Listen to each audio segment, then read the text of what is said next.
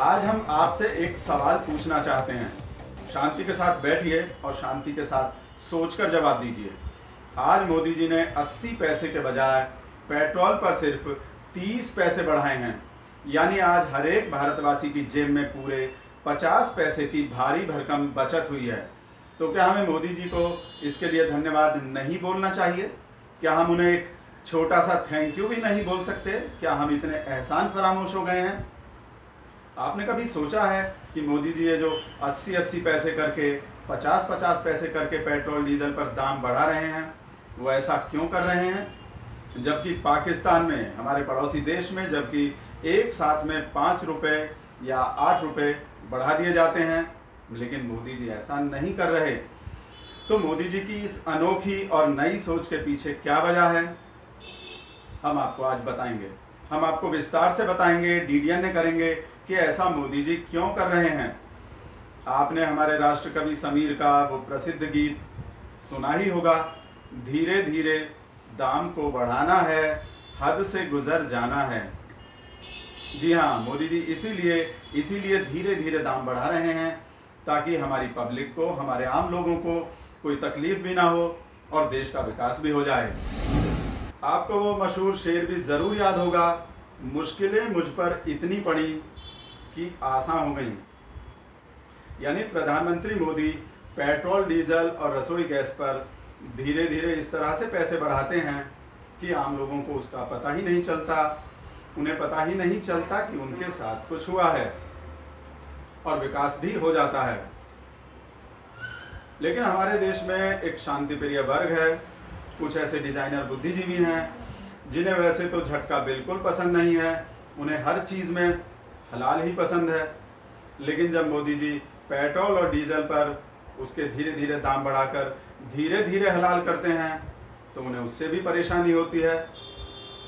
इस वर्ग को और इन तथाकथित बुद्धिजीवियों को पेट्रोल और डीजल पर बढ़ाए हुए 80 पैसे तो दिख जाते हैं, लेकिन इन्हें वो विकास नहीं दिखाई देता जो हम जैसे एंकरों के घरों में,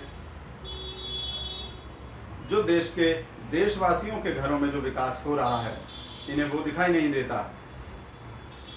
मान लीजिए अगर मोदी जी बाबा रामदेव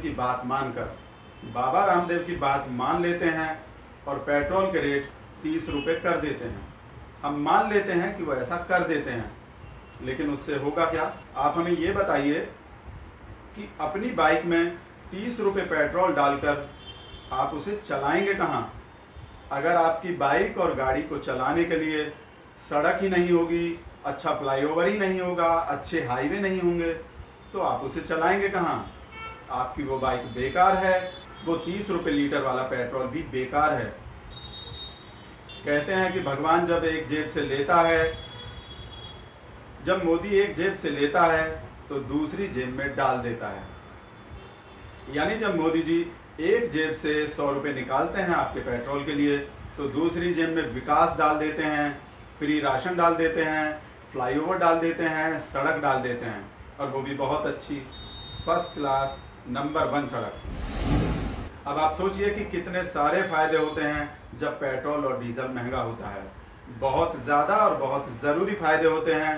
पेट्रोल डीजल जब महंगा होता है तो सुधीर को सिक्योरिटी मिल जाती है, विवेक को सिक्योरिटी मिल जाती है, और कंगना को भी सिक्योरिटी मिल जाती है। आप सोचिए, अगर पेट्रोल डीजल महंगा नहीं होगा तो इतने सारे और बहुत ज़रूरी महत्वपूर्ण काम कैसे होंगे? अगर मोदी जी पेट्रोल डीजल महंगा नहीं करेंगे तो आप खुद सोचकर बताइए वो क्या करेंगे। क्या मोदी जी किसी उद्योगपति से 100 करोड़ की वसूली करेंगे? नवीन भारत में ऐसा होना संभव नहीं है, क्योंकि उद्योगपतियों से और भी बहुत सारी जगहों पर मदद की ज़रूरत होती है, और वो करते भी हैं। हम सब जानते हैं, आपको भी पता है कि अभी कुछ महीनों के बाद जब गुजरात में चुनाव होंगे तो हमारे देश का विकास रुक जाएगा। आपको पता है कि कुछ महीनों के लिए गुजरात विधानसभा चुनाव से 1-1.5 महीना पहले पेट्रोल और डीजल के दाम बढ़ने बंद हो जाएंगे, यानी देश का विकास रुक जाएगा।